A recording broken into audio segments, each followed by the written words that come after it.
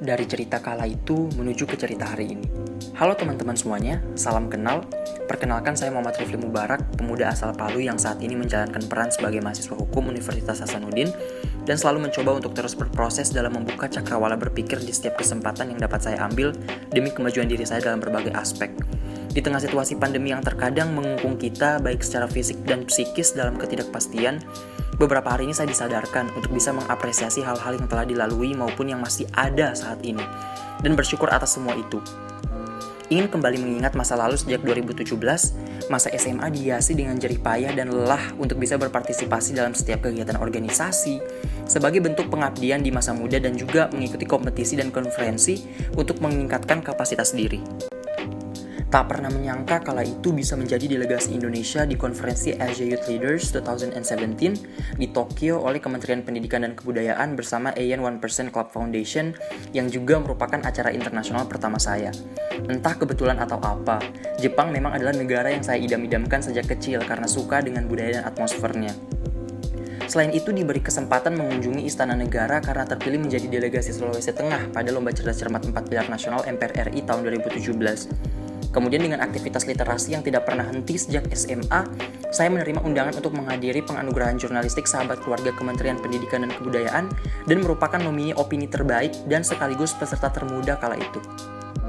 Karena minat literasi yang cukup besar, saya juga tidak pernah menyangka bahwa dengan kekuatan mimpi tanpa batas dan tidak takut akan kegagalan, saya bisa menjadi salah satu kontributor tulisan pada antologi opini oleh International Monetary Fund and World Bank saat perhelatan annual meeting di Bali tahun 2018 lalu.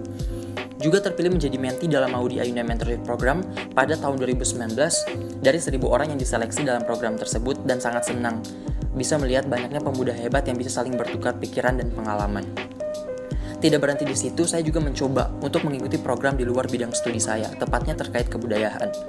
Terpilih menjadi peserta terbaik dalam World Heritage Camp Indonesia tahun 2019 oleh Kementerian Pendidikan dan Kebudayaan yang diselenggarakan di Ubud, Bali, meningkatkan optimisme saya bahwa program studi yang ditekuni saat ini bukan menjadi penghalang untuk bisa belajar banyak hal baru di luar sana.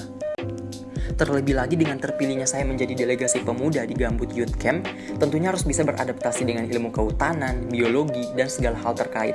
Namun saya mencoba untuk menilik ekosistem gambut dari sisi perlindungan hukum.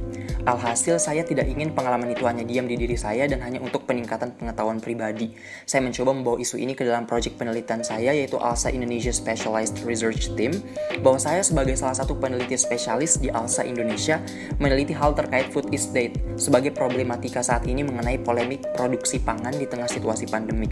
Meneliti merupakan hal yang saya sangat senangi sejak awal, bahkan dengan partisipasi saya melalui program ini, rekomendasi yang kami bawakan dari hasil penelitian ilmiah adalah hal yang sangat berharga bahwa karya kami bisa diperhitungkan dalam proses pembuatan dan perencanaan kebijakan pemerintah secara langsung. Saya sadar bahwa setiap pencapaian dan kontribusi yang saya lakukan ini adalah hal-hal yang begitu berharga dalam perjalanan hidup saya.